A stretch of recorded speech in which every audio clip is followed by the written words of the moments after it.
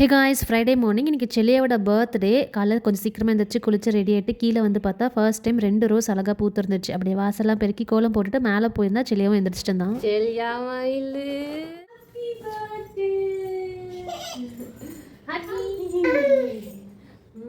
Night செல்லியா தூங்கினதுக்கப்புறம் சிம்பிளான இந்த decoration வந்து ரூமில் பண்ணியிருந்தேன். அதுதான் காலையில் எழுந்திரிச்சுனா சத்தமே இல்லாமல் பார்த்துட்டு இருந்தான். அதுக்கப்புறம் அப்பா அம்மா அண்ணாங்க எல்லாருமே லைனாக வீடியோ கால் பண்ணி செல்லியாக்கு பர்த்டே விஷ் வந்து பண்ணிட்டு இருந்தாங்க. எப்பயும் போல் செல்லியாக்கு பாலை குடிக்க வச்சுட்டு குட்டியாக ஒரு வாக்கிங்லாம் போயிட்டு மேலே வந்து குளிச்சு ரெடியாக ஆரம்பிச்சிட்டோம். இன்றைக்கி என்னன்னு தெரியல, என்னை பயங்கரமாக போட்டு கொஞ்சிட்டே இருந்தான். அதே சாக்கில் அம்மா சொல்லு செல்லியான்னு சொன்னால் அதை மட்டும் அவள் சொல்லவே இல்லை. செல்லியா வச்சு அப்படியே கொஞ்சம் ஃபோட்டோஸ்லாம் எடுத்துட்டு கோவிலுக்கு வந்துட்டோம். எங்களோட குலதெய்வ கோவிலுக்கு இன்றைக்கி போக முடியல. அதனால் பக்கத்தில் இருக்க மாரியம்மன் கோவிலுக்கு வந்துட்டு அப்படியே சாமியெல்லாம் கும்பிட்டுட்டு அங்கே இருக்க கொஞ்சம் பேருக்கு அப்படியே சாக்லேட்ஸ் கொடுத்துட்டு வந்தோம்.